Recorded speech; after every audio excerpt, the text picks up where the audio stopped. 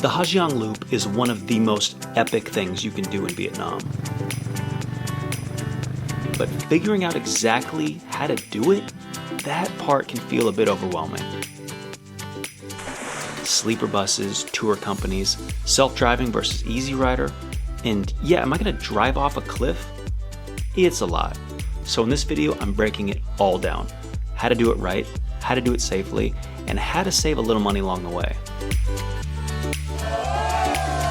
Because with the right info, it's way more doable and way more rewarding than you might think. Hello. Hello. The Ha Giang Loop is one of the more quintessential experiences when you're traveling through North Vietnam. It really is an exhilarating experience getting on a motorbike and traversing through what feels like the untouched parts of Vietnam. There's remote villages, dramatic cliff sides, mountainous regions, jungle regions, all of these really unique and interesting small towns that you get to go through. This is some of the more impressive landscapes that I've ever seen. For 3 or 4 days, you get to experience the beauty of North Vietnam every minute that you're on that motorbike. So let's talk a little bit about how to book this tour. If you do some Google researching, you're probably gonna end up on some tour agency website like Get Your Guide or Viator.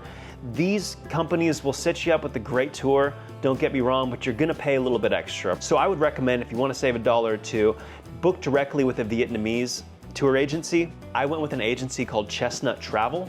They set up not only the entire motorcycle tour adventure, but also the transportation to and from Hanoi. The actual motorcycle tour that I went on was called Hong Hao, and they were great. They really prioritize safety. And when you're traveling on busy mountain roads in and around, trucks and cars and other motorbikes, it's important that your tour agency has safety in mind first. We saw some of the other motorcycle groups going exceptionally fast at a rate that maybe wouldn't seem so comfortable. And when you're traveling on busy mountain roads in and around, trucks and cars and other motorbikes, it's important that your tour agency has safety in mind first.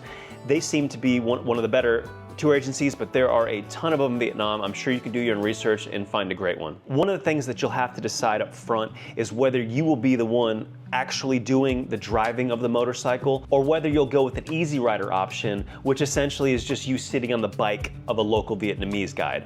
One thing to note, however, is that you should have an international motorcycle license. All I had was an international driving permit, which does not allow you to ride a motorcycle overseas. I was gonna drive the motorcycle anyways. I actually don't have much motorcycle experience, but just traveling and renting motorbikes in Southeast Asia, I felt comfortable enough to drive it myself. But when I arrived in Ha Giang at the tour agency, they strongly suggest that I don't drive myself and I go with an easy rider option. They told me that every single day police would be pulling us over and checking for international motorcycle driving permits.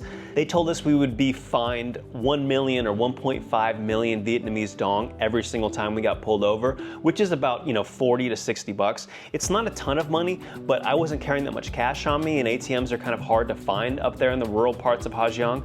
So I decided to go with the easy rider option. In retrospect, I kind of regret that decision. I think it would have been a lot more fun to actually drive the motorcycle myself, because my experience on this tour, we only actually encountered one police checkpoint, and our guides were savvy enough to kind of send a motorcycle up ahead to check to see if there were police. And so the one group in our party that was riding without the proper license, they were able to kind of hang back, and then we sent another bike and another Vietnamese driver to get both of those guys back through the checkpoint so they didn't get caught. I feel like it might be worth the risk for you if you want a more exhilarating experience driving the motorcycle yourself.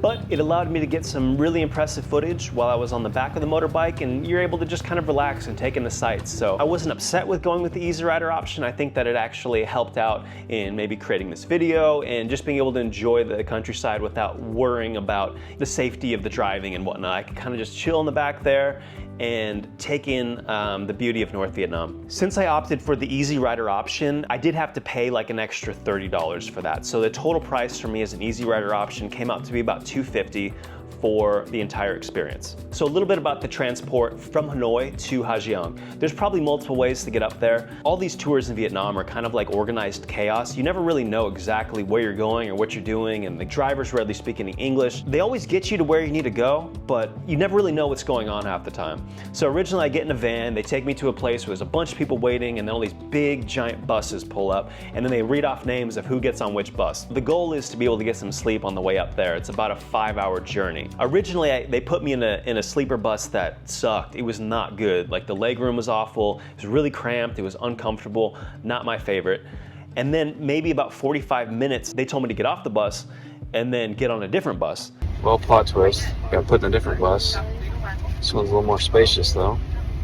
The next bus that I got on was much nicer, lot wider, more comfortable, much more leg room for someone that's, you know, full 6 feet like I am. And it was comfortable enough to actually get some sleep on the way up there. We arrived in Ha Giang probably about 3:30, 4 a.m. and got a little bit of rest at a local hostel. The hostel was clean, it was nice, I got the shower in the morning, there was breakfast prepared.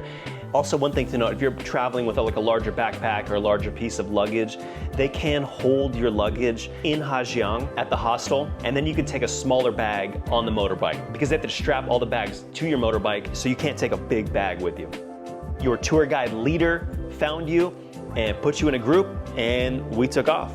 A little bit about the food on the Ha Giang tour. The food is delicious, but you do eat kind of the same sort of thing for lunch and dinner every single day. Essentially, they'll bring out like a thing of rice, they'll bring out like these kind of like egg pancakey omelet things, and then they'll bring out like a number of meat dishes and vegetable dishes. They bring everything out family style, so you get to eat with everybody that's a part of your tour, which is a great time to kind of get to know everyone by sharing a communal meal. All the lunches, all the dinners, all the breakfasts are included in the tour charge, and they are really delicious, and they give you more than enough food. If you do want something to drink, like a cola or a beer, something like that, you do have to pay extra. The dinners are so much fun. This is where you really get to connect with the people in your group as well as like the tour guides. It's pretty much the same spread of food that you'll find at lunch, maybe a little bit more at dinner, maybe a little bit more variety, but the food is delicious. The highlight of the dinners is definitely the happy water.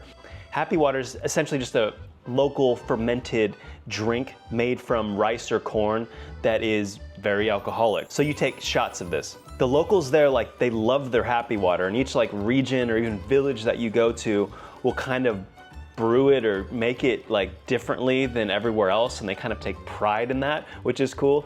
And everywhere you go, it kind of tastes a little bit different. Does it taste good? No, it's awful. It's gross. I mean, it's a shot. Like every time you take a shot, it tastes like but it's okay. It's a ritual. It's part of the experience.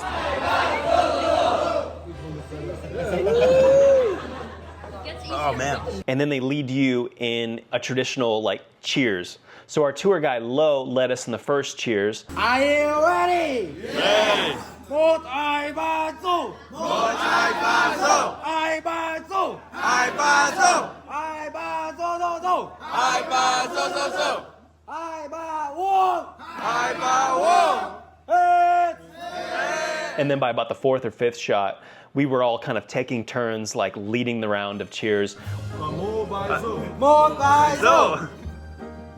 Du. Du du. Một bài du du du.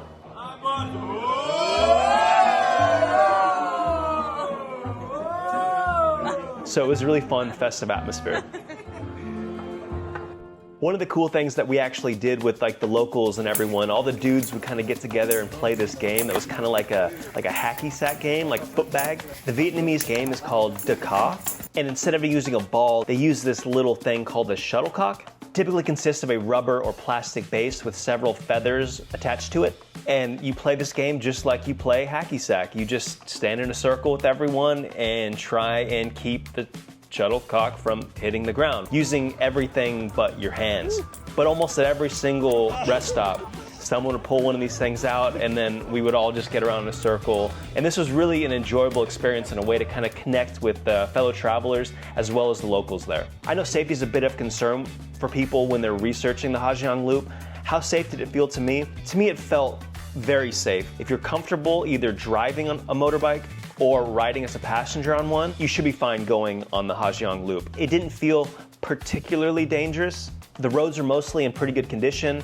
There are a few unpaved roads and sections that are like dirt and rocks and whatnot, but it never feels like you're off-road, and it also never feels like you might fall over a side of a cliff or anything like that. These are mostly very good roads. We actually did witness the aftermath of what seemed to be a pretty bad motorbike accident, so accidents do happen, be advised. Another thing to note is if you're a very big person, this might not be the activity for you. The smaller you are, the easier it is to sit on the back of a bike. If you're long, your knees are kind of have to be up in a weird places, and it's a little bit uncomfortable, especially when you're like going down steeper hills, to not kind of fall into your driver in front of you. So you kind of have to like use your leg strength on the pegs to kind of keep yourself like back. So on the longer legs of travel, it does get kind of exhausting on the body to kind of sit in one position and keep yourself upright. You can hold on with your hands to a part of the motorbike on the back.